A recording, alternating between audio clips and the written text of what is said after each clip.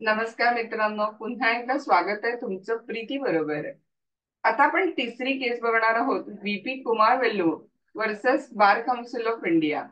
काय झालंय बघा, ह्या केसमध्ये VP कुमार वेल्लू हे सिटी ऑफ मद्रासचे गव्हर्नमेंट प्लीडर आहेत. म्हणजे मद्रास कॉर्पोरेशनच्या ज्या काही केसेस असणार आहेत त्या सगळ्या केसेस मध्ये मद्रास कॉर्पोरेशन कडून जर बाजू मांडायची असेल तर ती बाजू कोणाला मांडावी लागेल, तर VP कुमार वेल्लू ऍडव्होकेटना मांडावी लागेल.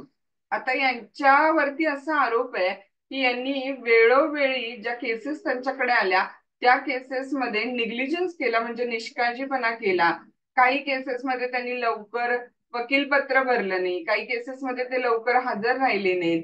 कधी त्यांनी स्टे ऑर्डर साठी जे डिपॉझिट अमाऊंट भरायची होती ती वेळेत भरली नाही, तर कधी त्यांनी लवकर से दिला नाही, रिटर्न स्टेटमेंट दिली नाही. आणि त्यामुळे बहुतांशी वेळेला सिटी ऑफ मद्रासच्या विरुद्ध एक्स पार्टी म्हणजे एक बाजूने निकाल लागून सिटी ऑफ मद्रासच्या विरुद्ध निकाल लागला. त्यामुळे त्यांच्यावरती निष्काळजीपणाचा आरोप आहे. बार काउन्सिल ऑफ इंडियाकडे त्यांच्या विरुद्ध तक्रार करण्यात आली. बार काउन्सिल ऑफ इंडियानं म्हटलं की VP कुमार वेल्लू यांच्याकडून निग्लिजन्स झालेला आहे, पण तो निग्लिजन्स काही त्यांनी जाणीवपूर्वक केलेला नाहीये. कुठलाही डेलिबरेट निग्लिजन्स त्यांच्याकडून झालेला नाहीये. आणि त्यामुळे त्यांच्याकडून जो निग्लिजन्स झालेला आहे तो कन्स्ट्रक्टिव्ह निग्लिजन्स झालेला आहे, म्हणून त्यांना रिप्रिमांडची शिक्षा दिली.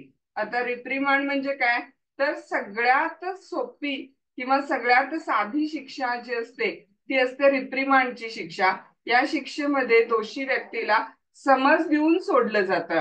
तर रिप्रिमांडची शिक्षा VP कुमार वेल्लू यांना बार काउन्सिल ऑफ इंडियाच्या डिसिप्लिनरी कमिटीने दिलं. पण VP कुमार वेल्लू यांनी त्याच्या विरुद्ध सुप्रीम कोर्टामध्ये अपील केली, कारण त्यांचं मत आहे की त्यांनी निष्काळजीपणा केलेला नाहीये. तर त्यांच्या स्टाफ कडून त्यांना बदली होऊन मद्रासला आल्यानंतर वेळोवेळी जे डॉक्युमेंट मिळायला पाहिजे होते ती कागदपत्र त्यांना लवकर मिळाली नाहीत आणि त्यामुळे त्यांच्याकडून वेळ झालेला आहे.